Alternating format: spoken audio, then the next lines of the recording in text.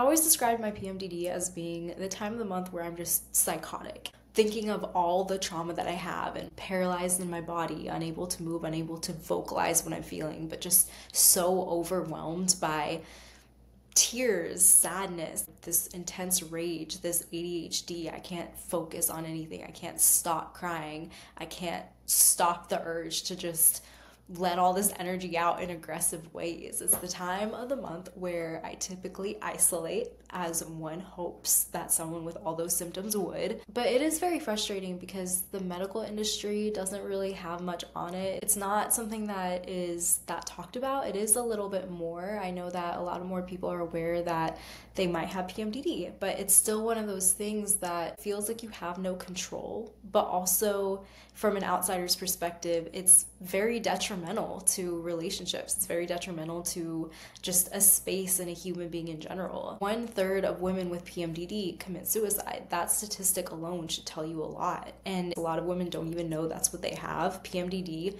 for me, sometimes is 3 weeks out of the month. Typically, it's 2 weeks out of the month, which is still half of the month. That's half of one's life when they're menstruating, which is not ideal, obviously. That really sucks.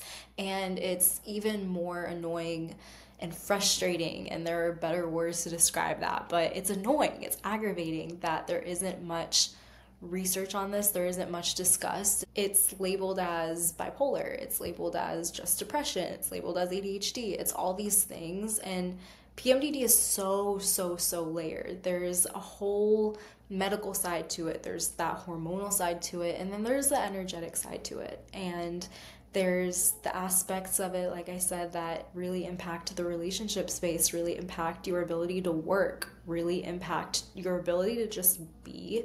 PMDD isn't just about the experience going through it, it's the cleanup after. It's the guilt and shame that gets resurfaced. It's the patterns that are difficult to break out of, because when you're going through PMDD, it feels like you're not in control. And you want to just gain control. You want to feel validated. I can't speak for everyone, but for me, there's also that part that the uncontrollable emotions come from this place of wanting to validate all these things that are inside of me that usually I can contain and control, but it's like the 2-year-old that just never got a chance to express something, and it has to be expressed in that moment. It's like, who is this little tiny child taking over? This is immature, this is not okay. And the cleanup comes with a lot of guilt, a lot of apologizing, a lot of, oh my God, what did I do? I've had to distance myself from relationships. I'm sure some relationships have gotten to the point of this is not it, because of not understanding how to really communicate what this is. And I've also been very fortunate to be around people who keep that space very safe and just keep that space very understood and allow me to figure out how to move through it and how to reflect on this. So every month I can not necessarily figure out how to control it, but how to ride with it and be mindful and respectful of people around me, because I fully believe that PMDD is one of those things that forces you and pushes you to feel what you would normally repress. It forces you to assert yourself in ways that you normally would be like, no, it's okay, I'm fine. Just the people pleaser tendencies maybe. But it also opens up a space to understand, how can I really hear myself, allow others to hear me in a way that's mindful and respectful, but not dismissive of my emotions at all. And it's a lot easier said than done. It's trial and error. Every single second that I'm experiencing PMDD, it is a constant, I have to stay present, check in with myself. I have to take space with myself. I have to really address all these insecurities that come up when I take space with myself, how this will impact other people. It's really a time of how can I prioritize myself and how can I get myself in a state of safety and security with myself to then allow that to be felt and communicated to those around me. So with all that being said, hi, my name is Aisha, and I have a practice called Soul Volume, which is really a community, it's a movement per se, of using the art of creativity, the process of what creativity teaches us through everything in life, to really face those unknown and unfamiliar parts of ourselves, of life, of relationships, and address the trauma we don't even sometimes know we have, but it's through this lens of play and how we can keep it light and in our body without engaging the mental narratives. It's how do we just learn the wisdom without feeling like we have to sink into the trauma again and again and again. That just keeps us in our head, and that's just a lot, and I'm not trying to do that anymore. Sometimes it's hard to put words when there are so many abstract thoughts, and especially in the process of art and creating something entirely new. So you can go check out my website for just art, free resources, free tools, my book, and just everything that I really don't want to put on social media platforms because I am tired of them. So that's that. So for the first video, I didn't want to deep dive too much into the medical stuff, the hormonal stuff. I really just wanted to kind of storytell and express PMDD from my perspective and some of my big reflections when it comes to, oh, I think that these are really the lessons being pushed at me and the journey that this is teaching me. Because when you feel like you're going insane and there's something taking over you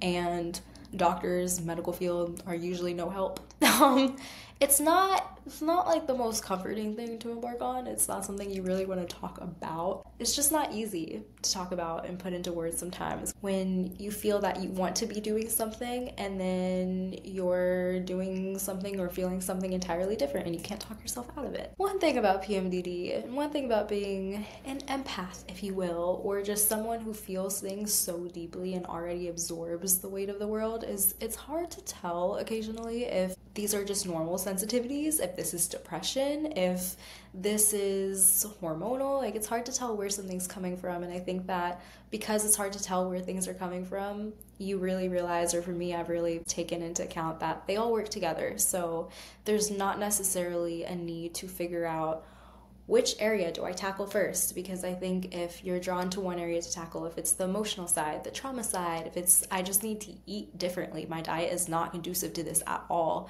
when you start to just navigate to one side, then it allows balance to start unfolding, or you to start getting clarity in, okay, how do I need to move now? So I think first I just want to say, if you're stumbling upon this video and you resonate with any part of this, then that might be the first stepping stone. It might be the sixth stepping stone for you, but it might be just a little piece of it to keep guiding you in the direction of feeling a little bit more secure, of feeling just a little bit more accepting of PMDD, at peace with PMDD, whatever gives you that sense of, okay, I can just like ride with it, let it be a little bit, and I feel like I got it a little bit more. I'm trying to be careful to not say anything such as control PMDD, because PMDD does not like the word control.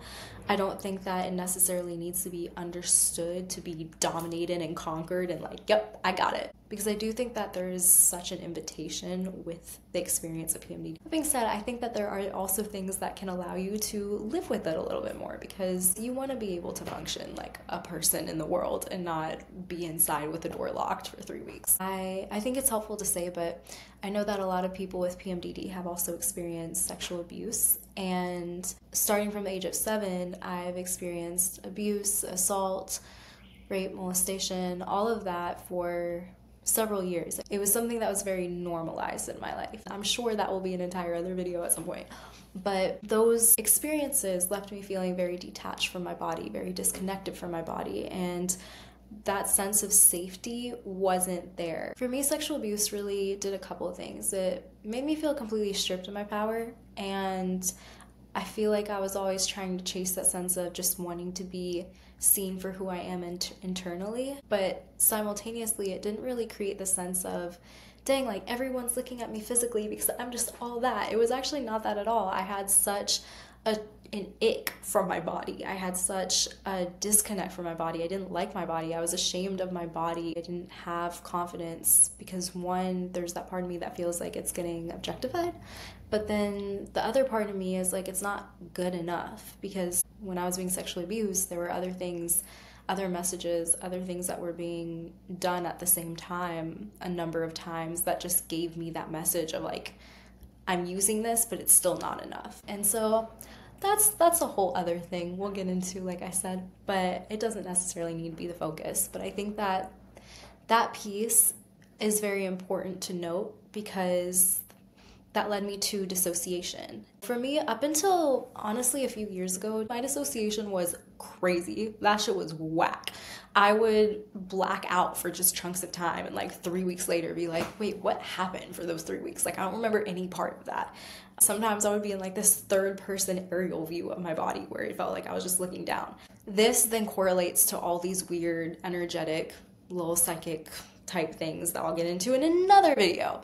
But the foundation of all of that was I had no connection to my body. I didn't really have a connection and a grounding in my body from this standpoint of not narrating it through my head. A lot of times, especially how we're conditioned, there's this understanding of our body's experience being dictated through our minds. So for instance, an intimate, sensual space, when you're being fed things like porn and all these heightened sexual desire, like we're being fed sex all the time, but society doesn't understand that. So that never made sense to me. It's like, y'all are obsessed with it, y'all don't get it. And that creates this mental expectation of, okay, I know what desire is, I know what my body's desire is, but it's like, no, you don't know what your body's desire is, you know what your mind's desire is and how to fulfill your mental desire through physical pleasure, yes, but those things aren't necessarily connected. And so I had this strong disconnect with my body, with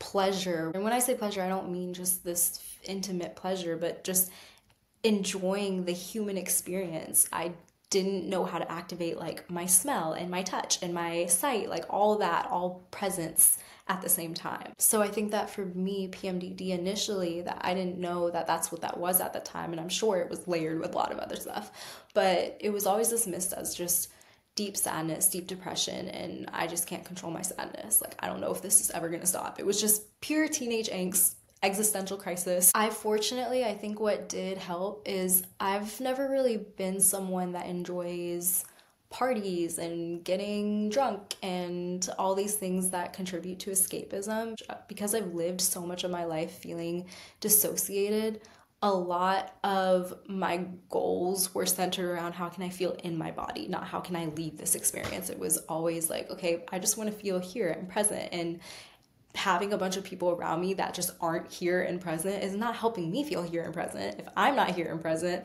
that's not helping me enjoy anything either. I think that that protected me in a sense, but it allowed me to reflect a lot. I've been journaling every day since the age of 6, so being able to go through and see certain patterns in my writing, and my cycles were always irregular, so I can't tell you like what that correlated to necessarily, but I think now tracking my cycles and thinking of how all these parts of how I operate interact with my cycle, I can go back and compare that to all these notes and be like, okay, I think this is what was going on at the time. And another thing that was happening during that time too, or what started when I was 15, is interstitial cystitis. This is basically UTI and kidney stone symptoms without a known cause or known cure. And that's annoying too, because when you're pissing blood like once to twice a month and it hurts like hell and you don't have any answers and like nothing helps, that's not fun. That's debilitating. And I definitely think that that's correlated with my hormonal stuff that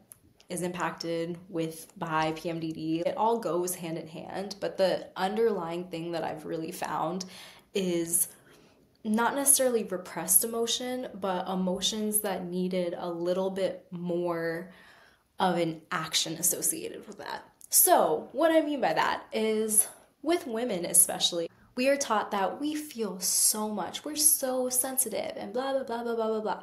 But then we're not actually allowed to really express and communicate that. Like, we're told that we're so sensitive and emotional, but how many of you guys have tried to talk to a person, especially men, because of conditioning, and suddenly it feels like you have to walk on eggshells because it offends someone, or you say something that they automatically turn into the victim in the situation, and it's like, wait, I was just trying to vocalize something that I felt uncomfortable with, or whatever, and then it's just taken so personally. So for me, it caused me to just not say it. Like, I didn't trust myself to express things that I wanted to express. I would try to, or it would bottle up, and then it's just like a sob fest.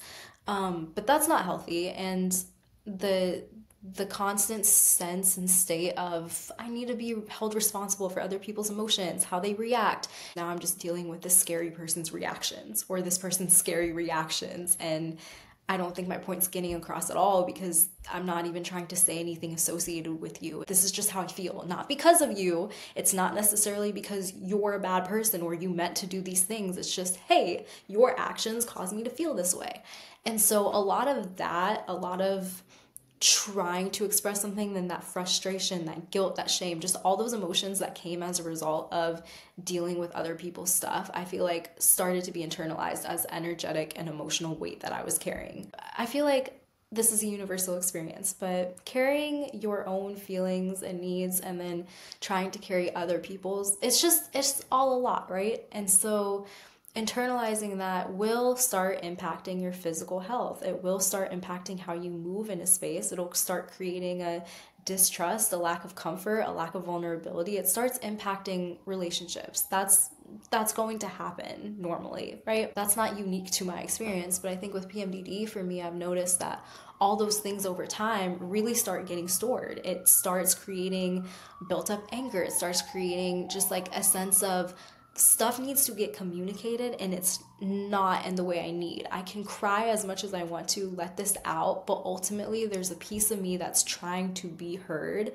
and trying to be expressed, and truly just trying to motivate me to allow myself to exist is what it comes down to. It's my body is screaming out in pain, like, hey, I need you to just exist the way you want to exist and need to exist, and stop cutting corners on trying to exist and trying to half-ass it in all these other ways. Like, yes, you're expressing emotion by crying or whatever, but I really want you to do is express how you feel to this person, and it doesn't necessarily matter if they hear you or not, but you're trying to exist and you're trying to be in a certain way, and you're not allowing yourself to do that. So PMDD, interstitial cystitis, all health things tie together. And in another video, I'll talk about food and like the health side of things and just my journey with that, because that is ever changing too. It goes through phases. There are things that work sometimes, and then a few years later, it's like those things are the triggers for these things now.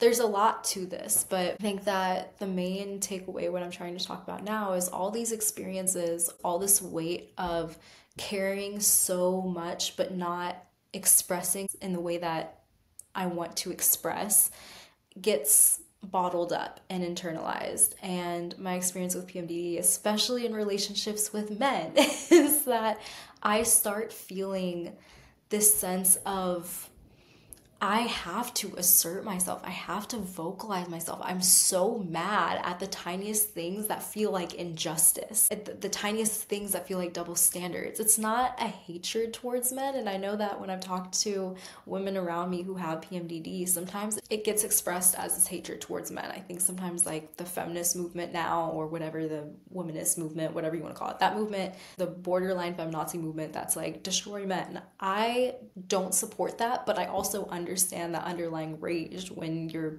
brought up in a society where we are taught the complete opposite of what we need. Men are taught to do the complete thing that causes us to be in distress. You know, that's how things operate. And that's why I think that PMDD is such a gift, because it allows us to validate our own feelings. I don't think change happens unless we first validate our own feelings. And then it gives us the chance to be honest. PMDD, I think, is just equivalent to honesty. Like, I think it's really a place where we get to be honest with our experiences, with how it made us feel, and then figure out how to be honest with people around us, even if it's not the culprits that caused it, or the people that existed at the time that maybe certain traumas were created. In current relationships, instead of destroying a safety that could possibly be there, instead of destroying an opportunity to show someone a different way, if men are really conditioned in certain ways, instead of just hating that, we're conditioned in certain ways too. So instead of hating the differences, how can we exist in a space of honesty, openness, acceptance for our own selves, and knowing that, no, we're worthy to feel secure and feel safe, and other people can provide that space for us. Sometimes, though, we need to just teach them. Once I had a relationship where someone told me, you can teach me how I need to love you. And that really stuck with me because sometimes I'll be forgetting that, you know? But there is a vulnerability and a bridge that starts to form with different patterns of conditioning and experiences and what we consider normal when we're just honest. And sometimes that is stepping away. Sometimes it is putting your foot down, realizing, oh wow, that didn't land at all. And now this person genuinely is pissed and I'm seeing a different side of them that actually is not okay because my body's over here telling me that I'm feel like I'm going to die if I stay in this pattern or stay in this kind of dynamic. I've had someone tell me that I was in a very, very intense, hard relationship with. I learned a lot about women through you, but I didn't know that at the time.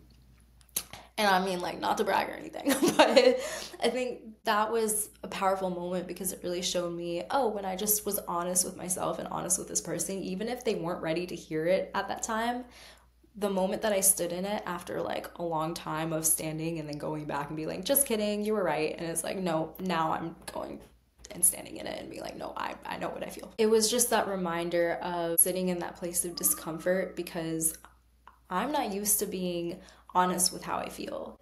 It felt a lot easier for me to slap on this sense of apologizing for the space I'm taking up or apologizing for how I'm making you feel through my honesty. It felt a lot easier doing that than to just sit in the discomfort of someone's reaction and where someone's at. And I think that I've really learned with friends, with men, with partners, yeah, having someone show you something or point something out or just express something that you didn't really see was in the space or you just didn't see coming is jarring. It can be really, really uncomfortable. Going through PMDD is really, really uncomfortable. You don't know what's going to happen in the next moment. PMDD sucks because it's as uncomfortable for other people as it is for you. It's not like I'm sitting here repressing everything. It's just one moment, everything is fine. And the second moment, damn, that shit really pissed me off. And normally I wouldn't think twice about it. But I'm realizing in this moment, yeah, actually that hurts my feelings when you do that or when you say that. Or actually it feels like a space of a lot of double standards. Can we talk about that? And the ones who love you might have a reaction to that in the moment. That's okay. I've learned that that doesn't always equate to this is not going to work out because people aren't going to be on the same page. In order for growth to happen and transformation to occur, you have the unknown with the familiar, and that's going to throw people off and throw the vibe off for a second and be very, very confusing and disorienting. But people who really love you and stand by you are going to want to keep exploring that unknown space of you, get to know all layers of you. But you gotta be the first one, with that being said, who is willing to explore and accept all the different layers that come up about yourself, that come up in you, and not doing it through guilt and shame and not doing it through denial and being like, oh no, I'm the most perfect person ever. There's a place in between where you can acknowledge that, oh no, I can hold such compassion and empathy for my own self and what I've gone through and learn from that and take accountability and not get into a narcissistic, dismissive personality where I'm validating all of my reactions as a result of that. But you're also not denying yourself from feeling all those things. I think that PMDD also has allowed me to explore where I need to work within myself and then what needs to be shared and expressed. I've sat in corners of rooms where I'm having a whole fit by myself. My partner's like, are you okay? Like, can I do anything? It's like, no, this is an internal thing. But in a relationship, people care about you. People want to understand something. You got to give them something. So learning that balance and learning, okay, what does that space look like where it feels like I can have this relationship in this moment with myself to where it's not, one, depleting for another person, but also it's allowing myself to really feel empowered in going through this journey with myself. What is that communication like in a relationship where maybe it's, hey, okay, this is what I experienced. This is kind of, this, I've given people write-ups. This is what I experienced, or this is an article, just so you know a little bit of what I'm going through. For me, sometimes I just have to express that, hey, during this time, I have to go extra hard with the writing and journaling. If I'm feeling something in a moment, I'm going to step away to just be with myself. And it might be a little bit confusing to just get acclimated and used to that. And there's a little bit of a learning period, I think, not just for the other person, but for yourself as well, of what do you need to be there for yourself, and how can you allow someone to be there for you as well, and how can you be there for them but also not be there for them in place of being there for yourself. How can you prioritize being there for yourself, and how can that be a way of being there for another person? I hope that made sense. I feel like that was a lot of words, but essentially what I'm trying to say is, when you accept that you are your safety and security and stability, and you are your advocate, you are your own advocate, you get to assert yourself the way you want. You get to choose if you don't assert yourself. When you accept that, then it's a lot easier to understand how to start being there for other people as well, because you're not trying to balance, how can I be there for you, when you're not being there for yourself at all, because that does not go well. Like, I tried so many times, and it's not it. It's very messy, and it's a very complicated, complex space to be in. But I don't think that PMDD and intense emotional periods need to be a place of complete isolation where you're just icing everyone out. I think that there are a lot of learning opportunities. For me, for instance, I get to learn how to receive help and receive understanding. And if I'm with some friends, or if I have plans and I need to cancel them, then normally I would feel so scared to do that and feel guilty about doing that. But it's nice to just be able to vocalize that and feel like, even if people don't understand, they're supportive. They love me, so they want to see me safe and comfortable in myself. And I've had spaces where it's not understood, and I've had to remove myself from certain spaces. And there are just so many lessons and opportunities to learn about the self, about genuine dynamics around you. And coming from a place of honesty, it gives them the agency. When you're honest with yourself, it gives other people the agency to then figure out how they want to move or not move. And that takes the pressure too away from you trying to take responsibility on moving on behalf of other people, because that's exhausting. But I think that PMDD ultimately really is that space of reconnecting your emotions with your own core and your own center and your own solar plexus, per se, your own energy center, and figuring out how you need to move, what your body's telling you, what your energy's telling you, what life is telling you in terms of how you need to move, where you need to go. So I have so much more to say about that, and I also have workshops and classes that stem from this. So if you want to check out more, I will be posting more videos on this for sure, so definitely subscribe to my channel, but also check out more on soulvolume.com, and I'm using that as my digital space. I have social media, I'll link it below, but soulvolume.com is really where all of my stuff will exist and be, and all the information and newsletters and all that. So definitely go browse around, get lost in there, get grounded in there. And I cannot wait to continue expressing more, because this was just the surface. There's so much. But yeah, thank you so much for watching, and I hope that part of this resonated or gave you some comfort and information.